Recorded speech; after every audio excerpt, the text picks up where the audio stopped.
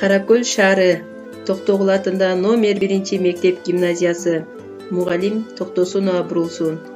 Энелер мектеби. Саламатсыздарбы, кымбаттуу энелер, ардактуу апалар. Эне болуу бактысына эгидер болгон аял заты. Үй бүлө менен бирдикте китеп окуунун максаты. Чогуу окуу менен ата-эне баласы жөнүндө көп жакшы маалыматтарды биле алат.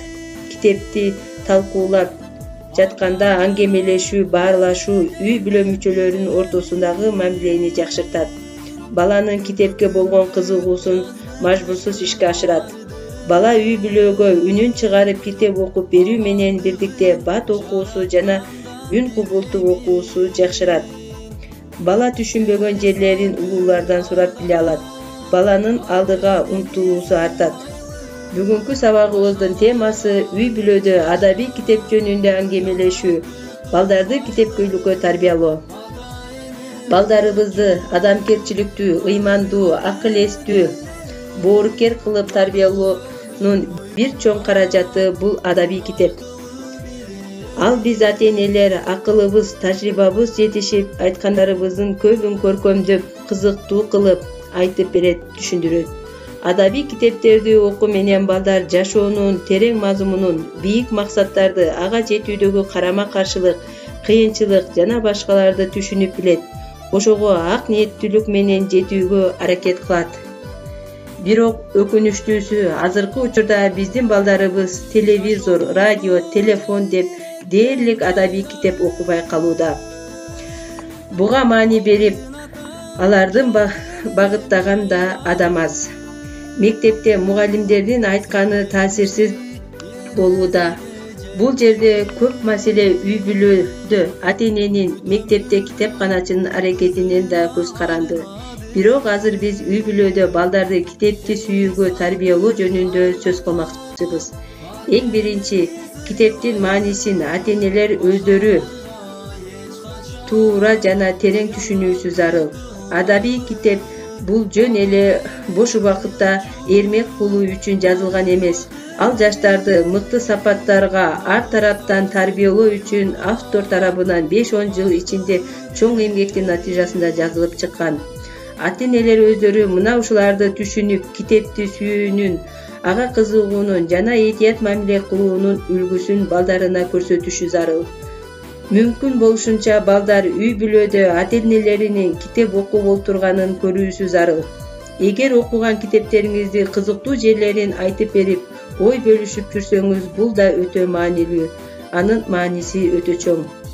Китеп окуу, болбосо таяк жейсиң деп айтсак болбойт. Ал үчүн мүмкүн болсо биринчиден өзүбүз үлгү көрсөтүүбүз керек.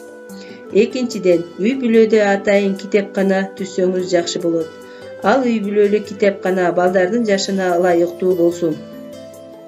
Үчүнчүдөн, базарга, алыс жактарга, меймандарга барганда балдарга башка белек, базарлык менен бирге китеп ала келиңиз. Аны реклама кылып, аны окууга кызыктырып, анан тапшырсаңыз эң жакшы болот.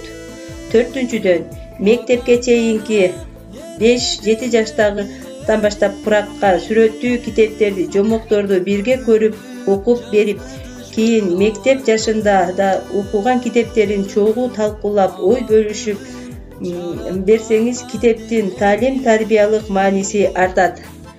Бешинчи, телевизордон көркөм тасмалардын, мультфильмдердин баардыгы китептерден алынып тартылганын, эгер китебин окуса, андан да кызыктуу, толук болоорун айтып берүү эң жакшы. Алтынчыдан, мезгил менен балдарды ээрчитип, айыл, район китепканаларына, китеп дүкөнүнө алып барып китеп тандап келүү. Кийинкиси, айылдагы китеби көп үй бүлөлөр менен китеп алмаштырып туруу. Элибиз байыркы замандардан бери эле көркөм адабият аркылуу балдарды рухий жактан байытып, ар тараптуу тарбиялоого маани беришкен. Урматтуу ата-энелер, мен сиздерге китеп окуунун пайдасы жөнүндө дагы бир жолу эскертип кетейин. Биринчи, акыл маданияты өнүгөт.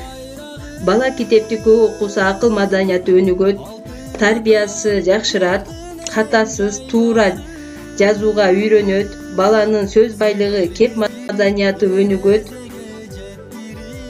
Ушуну менен бирге үй бүлөдө балдар менен дайыма китеп окуп туруңуздарды суранам. Бүгүнкү сабагыбыздын аягында китеп окуу адам баласынын жашоосун сөзсүз түрдө жакшыртат демекчимин. Ар бир бала ата энеси менен бактылуу жашасын.